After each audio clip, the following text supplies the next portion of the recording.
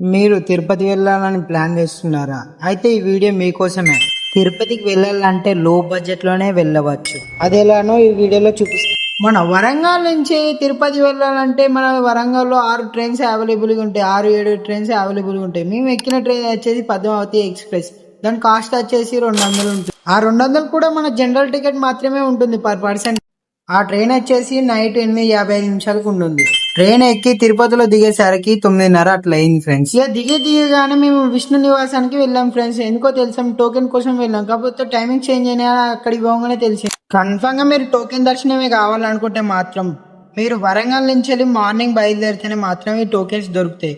ఎందుకంటే ఈ టోకెన్స్ ఇచ్చే టైమింగ్ 12:30 కన్నా 10:30 కన్నా స్టార్ట్ చేస్తారంట నైట్. సో మీరు మార్నింగే బయలుదేరు. నైట్ బయలుదేరిన వరకు అయితే పొద్దున వచ్చేసరికి టోకెన్స్ కన్ఫర్మ్ దొరకవు ఫ్రెండ్స్. సో మార్నింగే బయలుదేరి ఆ విష్ణు నివాసం ముందే బస్సులు దొరుకుతాయి ఫ్రెండ్స్. బస్సులు అన్నా జీప్స్ అన్నా దొరుకుతాయి. కాకపోతే జీప్ ఎక్కేటోళ్ళకి మాత్రం చెప్తున్నా, వాళ్ళు 150 అడుగుతారు కానీ మనం 120 ఇచ్చి వెళ్ళాలి కన్ఫర్మ్ గా. 120 అయితే అంట చార్జెస్. మేము కూడా అడగకుండా ఎక్కేసాం. 150 తీసుకున్నారు. సో మీరు 120 ఇచ్చి ఎక్కండి. మమ్మల్ని తీసుకువెళ్ళి లాకర్ ఉన్న రూమ్ కాడ దింపేశారు. ఎవరి ఆధార్ కార్డు మీద వాళ్ళకే టోకెన్ వస్తుంది ఫ్రెండ్. లాకర్ రూమ్ తో పాటు వాళ్ళు ఇచ్చే చేప, వాళ్ళు ఇచ్చే చెద్దరు కూడా చాలా బాగుంటాయి. ఈ నిలయంలో గుండ్లు కూడా కొడతారు. నిలయం నుంచి బయటికి రాగానే ఫ్రీ దర్శనం ఎటుందో తెలియకపోతే అక్కడ ఉన్న కార్ డ్రైవర్స్ అన్నా జీప్ డ్రైవర్స్ అన్నా అడగండి. వాళ్ళే తీసుకుపోతారు. పర్ పర్సన్ కి వచ్చేసి 40 రూపీస్ ఛార్జ్ చేస్తారు.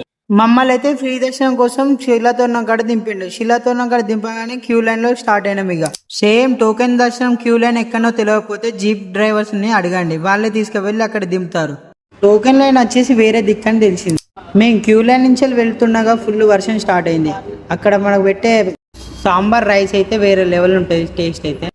మాకు మొత్తం దర్శనం కంప్లీట్ అయ్యేసరికి మార్నింగ్ 1-2 మధ్యలో అయిపోయింది ఫ్రెండ్స్. ఇక వైకుంఠ దర్శనం చేసుకొని బయటకు వచ్చి ఫోటోలు దిగుదామంటే క్లారిటీ లేదని మళ్ళీ పొద్దున్నే బయలుదేరి మళ్ళీ ఒకసారి వచ్చి క్లారిటీగా ఫోటోలు దిగినాం.